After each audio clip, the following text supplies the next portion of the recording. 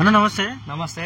ఇప్పుడు Jubilee hills లో elections వస్తా ఉన్నాయి కదా, ఎవరు గెలిస్తే బాగుంటుంది అనుకుంటాను? బీఆర్ఎస్ గెలుస్తేనే బెస్ట్ అనిపిస్తుంది నాకైతే. ఎందుకు బీఆర్ఎస్ ఏం చేయట్లేదు అది అంటా ఉన్నారు కదా? కాంగ్రెస్ వచ్చి 20 నెలలు అయితే ఏం చేసింది కాంగ్రెస్? ఫ్రీ బస్ పెట్టింది, మా ఆటోలో పెట్టింది, డిస్టిక్ ఆటోలో పడుతున్నారు. ఇప్పుడు వాళ్ళతో పైసలు లేక మా డిస్టిక్ ఆటోల మీద పడ్డారు ఇప్పుడు మొత్తంలో.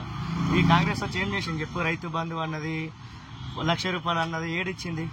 ఏది ఏలేదు కదా ఇప్పటి వరకు. 500 ఫ్రీ సిలిండర్ అన్నది, 500 గ్యాస్ ఇస్తాను ఏడిచ్చిండు రేవంత్ రెడ్డి. వచ్చి కూడా లాభం లేదు. ఇక్కడ బీఆర్ఎస్ వస్తేనే బెస్ట్. ఎందుకంటే ఇక్కడ వచ్చిన కొన్ని సీట్లు కూడా బీఆర్ఎస్ వచ్చింది, కాంగ్రెస్ ఒక్క సీటు కూడా రాలేదు.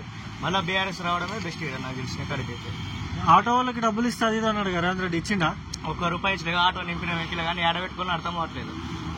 అకౌంట్ వాళ్ళు వేసుకుంటున్నాం కానీ దాన్ని విత్డ్రా చేయడానికి అర్థం అవ్వట్లేదు. మాకు పైసలు ఏం చేయాలో అర్థం నాకు తెలిసిన కాడికి. చూడన్నా ఇక్కడ బీఆర్ఎస్ఏ బెస్ట్, కాంగ్రెస్ బెస్ట్ నాకు తెలిసిన కాడికైతే.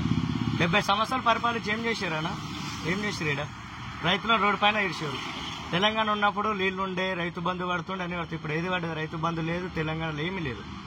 కాంగ్రెస్ రావడంలో నాకు తెలిసిన కాడికి దాన్నంత వరస్ట్ కాంగ్రెస్ ఏది లేదు. తెలంగాణను మళ్ళీ మొట్టున్నారు రేవంత్ రెడ్డి నాకు తెలిసిన కాడికైతే. నమస్తే. నమస్తే అన్న.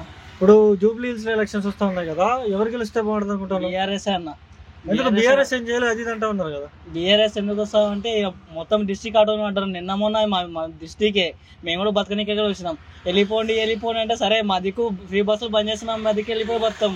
మేము ఇక్కడ పడుతున్నాం, మా మీద పడి వస్తాం. మేము ఏం చేస్తాం? గవర్నమెంట్ జీతాలు మేము ఇస్తామా? అంటే మస్తు దిగుతుర్రు కదా.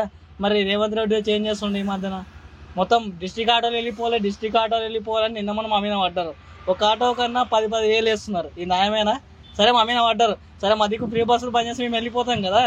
మా ఫ్రీ బస్సులు బంద్ చేయండి, ఏం బంద్ చేయండి, మీరు వెళ్ళిపోరు అంటే అవి మేము ఏం కావాలి? మేము బతకనికి వచ్చినాం కదా.